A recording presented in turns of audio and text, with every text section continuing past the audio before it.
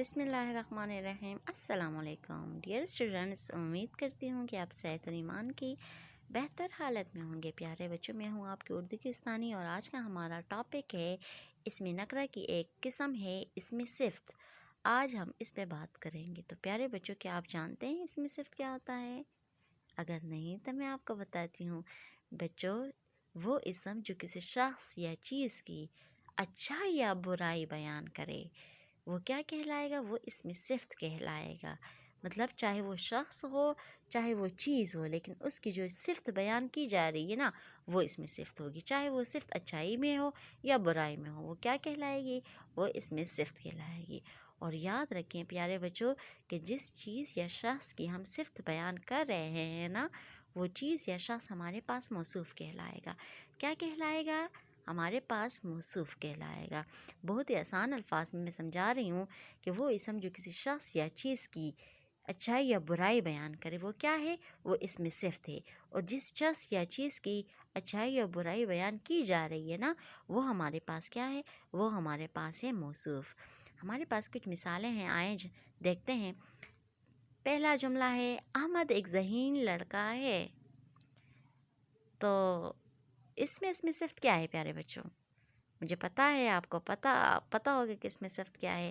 اس میں صفت اس میں کیا ہے؟ ذہین ہے۔ ہم نے اس کے ذہانت کے بارے میں کہا ہے کہ وہ ذہین ہے۔ تو ذہین ہمارے پاس کیا ہے؟ یہ ہمارے پاس اس میں صفت ہے۔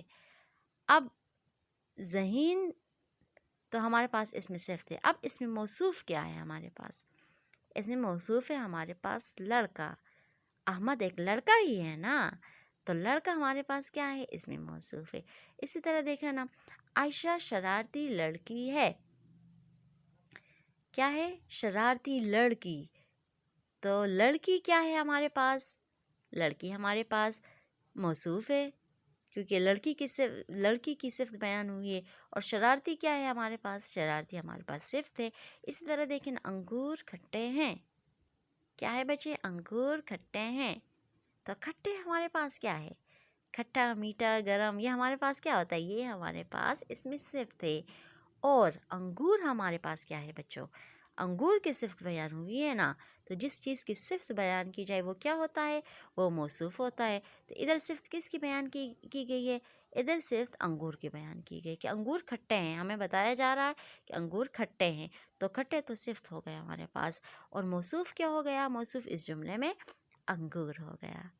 تو امید ہے آپ کو اس میں صفت اور موصوف کی سمجھ آ گئی ہوگی کہ اس میں صفت وہ اسم ہوتا ہے جو کسی شخص یا چیز کی اچھائی یا برائی بیان کرتا ہے، اور موصوف وہ ہوتا ہے کہ جس شخص کی اچھائی یا برائی بیان کی جائے نا، وہ موصوف ہوتا ہے۔ اور پیارے بچوں، یاد رکھیں اس میں صفت کے 3 درجے ہوتے ہیں۔ کتنے درجے ہوتے ہیں؟ اس میں صفت کے 3 درجے ہوتے ہیں۔ وہ کون سے ہیں؟ وہ یہ ہیں۔ پہلا ہے تفضیل نفسی، دوسرا ہے تفضیل بعض، اور تیسرا ہے تفضیل کل۔ ریپیٹ کریں میرے ساتھ: تفضیل نفسی، تفضیل بعض، تفضیل کل۔ تو پیارے بچوں، میں اب آپ کو سمجھاتی ہوں کہ یہ کیا ہوتے ہیں۔ تفضیل نفسی جو ہے نا، یہ ہمارے پاس اسم صفت کا پہلا درجہ ہے۔ کیا ہے؟ تفضیل نفسی ہمارے پاس اسم صفت کا پہلا درجہ ہے۔ اس میں کسی دوسرے اسم سے مقابلہ کیے بغیر کسی اسم کی صفت بیان کی جاتی ہے۔ مطلب اس میں کسی سے اسم کا کسی بھی دوسرے اسم کے ساتھ مقابلہ نہیں کیا جاتا۔ اس کو کیا کہتے ہیں؟ تفضیل نفسی کہتے ہیں۔ مطلب جس چیز کی صفت بیان کی جا رہی ہے نا، وہ اسی تک محدود ہوتی ہے، اسی کی ہوتی ہے۔ اس کا مقابلہ کسی اور اسم کے ساتھ نہیں کیا جاتا۔ فار ایگزامپل میں کہوں نا، زاہد نیک لڑکا ہے، اسد ایماندار لڑکا ہے۔ تو دیکھیں نا، ہم نے اسد اور زاہد کی صفت کی ہے، کسی کے ساتھ ہم نے اس کا مقابلہ نہیں کیا ہے۔ تو پہلے درجے میں اسم کا کسی بھی دوسرے اسم کے ساتھ مقابلہ نہیں کیا جاتا، مقابلہ کیے بغیر صفت بیان کی جاتی ہے۔ تو اسے ہم کیا کہتے ہیں؟ اسے ہم تفضیل نفسی کہتے ہیں۔ تو پیارے بچوں، دوسرا درجہ ہے ہمارے پاس تفصیل بعض۔ تفصیل بعض اس میں صفت کا دوسرا درجہ ہے۔ اس میں کسی اسم کا مقابلہ کسی ایک اسم کا مقابلہ کسی دوسرے اسم کے ساتھ کر کے صفت بیان کی جاتی ہے۔ سمجھ رہے نا بات؟ پہلے درجے میں کسی کے ساتھ مقابلہ نہیں کیا جاتا، دوسرے درجے میں کسی ایک اسم کا کسی دوسرے اسم کے ساتھ مقابلہ کیا جاتا ہے۔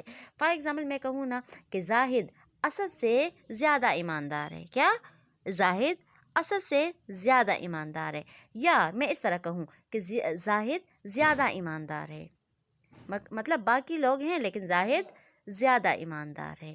اچھا بچے، یا پھر میں کہوں نا زاہد اسد سے زیادہ ایماندار ہے، تو دیکھو نا زاہد کا مقابلہ میں نے کس سے کیا ہے؟ اسد اور زاہد کا مقابلہ ہوا ہے، تو زاہد اسد سے زیادہ ایماندار ہے، تو یہاں پہ ایک مقابلہ ہوا ہے، مطلب ایک اسم کو دوسرے اسم کے ساتھ مقابلہ کر کے بیان کیا گیا ہے، تو یہ ہمارے پاس اسم صفت کا دوسرا درجہ ہے، تفصیلی بعض کہتے ہیں اسے۔ اب ہے ہمارے پاس بچے تفصیلی کل۔ تفصیلی کل اس میں صفت کا تیسرا درجہ ہوتا ہے، اس میں کسی اسم کا مقابلہ اس کی قسم کے دیگر اسما سے ہوتا ہے، مطلب اسی کے جیسے اور جو اسما ہوتے ہیں مطلب سب کے ساتھ ہوتا ہے، ٹھیک ہے۔ ہم نے تفضیل بعض میں پڑھا کسی ایک اسم کے ساتھ ہوتا ہے، لیکن تفضیل کل میں سب کے ساتھ ہوتا ہے۔ فار ایگزامپل میں کہوں نا کہ یہ پھول باغ کا سب سے زیادہ خوبصورت پھول ہے، سمجھ رہے ہیں؟ میں اس پھول کو باغ کے سارے پھولوں کے ساتھ بتا رہی ہوں کہ یہ سب سے زیادہ خوبصورت ہے، تو یہ ہمارے پاس کیا ہوگا؟ تفصیلی کل ہوگا۔ اسی طرح اگر میں کہوں نا دیکھو اسلم ذہین لڑکا ہے، تو یہ ہمارے پاس کیا ہے؟ اسلم کی صفت اسلم تک ہی محدود ہے، اسلم ذہین لڑکا ہے، تو اسلم ذہین لڑکا ہے، یہ ہمارے پاس کیا ہے؟ تفضیل نفسی ہے۔ اب میں کہوں نا اسلم علی سے زیادہ ذہین ہے، اسلم علی سے زیادہ ذہین ہے، میں نے اسلم کو علی سے مقابلہ کیا ہے، تو یہ کیا ہوگا ہمارے پاس؟ یہ تفصیل بعض ہوگا۔ اگر میں کہوں کہ اسلم کلاس کا سب سے زیادہ ذہین لڑکا ہے، یا اسلم کلاس کا سب سے ذہین لڑکا ہے، تو یہ میں نے اسلم کو فل کلاس کے ساتھ کیا ہے، مقابلہ کیا ہے، تو یہ ہمارے پاس کیا ہوگا؟ یہ ہمارے پاس تفصیل کل ہوگا۔ تو پیارے بچوں، یہ تو تھے ہمارے پاس اسم صفت کے 3 درجے۔ اب ہم بات کرتے ہیں اسم صفت کی اقسام کے بارے میں۔ اسم صفت کی 4 اقسام ہیں۔ کتنی اقسام ہیں؟ اسم صفت کی 4 اقسام ہیں۔ کون کون سی ہیں؟ صفت ذاتی، صفت نسبتی، صفت عددی اور صفت مقداری۔ دوبارہ ریپیٹ کرتے ہیں، صفت ذاتی، صفت نسبتی، صفت عددی اور صفت مقداری، یہ ہمارے پاس اسم صفت کی 4 اقسام ہیں پیارے بچوں۔ اب ہم باری باری ان کے بارے میں جانتے ہیں۔ پہلا ہے ہمارے پاس صفت ذاتی، وہ صفت جو کسی اسم کی ذاتی کیفیت یا حالت کو ظاہر کرے، مطلب اس کے ذات تک محدود ہو۔ کیسے؟ اب دیکھو گرم دودھ، بس دودھ گرم ہے یا گرم دودھ، میٹھا شہد، کٹھے لیموں، ٹھنڈا جوس، تو یہ دیکھو نا یہ صفت ہے لیکن اس کی ذاتی صفت ہے، ٹھیک ہے بچے۔ اس کو ہم کیا کہتے ہیں؟ اس کو ہم صفت ذاتی کہتے ہیں، جو وہ صفت جو کسی اسم کی ذاتی کیفیت یا حالت کو ظاہر کرے، وہ کیا ہوتا ہے؟ وہ صفت ذاتی ہوتا ہے۔ اب ہمارے پاس صفت نسبتی۔ اچھا بچے، وہ صفت جو اسم کے ساتھ تعلق یا لگاؤ کو ظاہر کرے۔ صفت نسبتی وہ صفت ہوتا ہے جو کسی اسم کے ساتھ تعلق یا لگاؤ کو ظاہر کرے۔ کیسے ظاہر کرے؟ دیکھیں، جیسے ملتانی صحن حلوہ، حلوے کو ملتان کے ساتھ تعلق بیان کیا گیا ہے۔ ایرانی قالین، قالین ہے لیکن وہ ایران سے تعلق رکھتی، ایرانی ہے، تو اس کو دیکھو تعلق بیان کیا گیا ہے۔ جاپانی گڑیا، گڑیا تو ہے لیکن وہ کس سے تعلق ہے؟ جاپان سے ہے، تو جاپانی گڑیا۔ سندھی ٹوپی، تو سندھی ٹوپی ہمارے پاس کیا ہے؟ ٹوپی جو ہے وہ سندھ سے تعلق رکھتی ہے، سندھی ہے، تو سندھی ٹوپی۔ تو یہ ہمارے پاس کیا ہے؟ یہ ہمارے پاس صفت نسبتی ہے، یعنی وہ صفت ہے جو کسی اسم کے ساتھ اس کا تعلق ہو۔ فار ایگزامپل میں نے ابھی بہت سی ایگزامپل دی، اسی طرح دیکھو نا ایرانی قالین، جاپانی گڑیا، سندھی ٹوپی، ملتانی صحن حلوہ، یہ ہمارے پاس کیا ہے؟ یہ ہمارے پاس صفت نسبتی ہیں۔ اچھا بچے، اب ہے اگلا ہمارے پاس صفت عددی۔ اچھا، وہ صفت جس سے کسی چیز کی تعداد ظاہر ہو بچے۔ صفت عددی وہ ہوتا ہے عدد، آپ جان رہے ہیں نا عدد کس، عددی عدد سے نکلا ہے نا، تو وہ صفت جس سے کسی چیز کی تعداد معلوم ہو رہی ہو۔ فار ایگزامپل 2 لڑکے، 5 آم، 10 کھلاڑی، 20 रुपए। आप समझ रहे हैं ना, तो ये हमने अदद ज़ाहिर की है। तो ये हमारे पास क्या है, ये हमारे पास है सिफ्त अददी है। अब बच्चे हमारे पास लास्ट किस्म है सिफ्त मिक़दारी, जिसमें किसी चीज़ की मिक़दार ज़ाहिर हो रही है। कोई चीज़ थोड़ी है, ज़्यादा है, कितनी है, तो उसे हम क्या कहते हैं, उसे हम सिफ्त मिक़दारी कहते हैं। फॉर एग्ज़ाम्पल है ना हमारे पास थोड़ा या थोड़ा सा। मेरे पास थोड़ा पानी है, मैं ठीक है, तो ये क्या है, थोड़ा हमारे पास सिफ्त मिक़दारी है।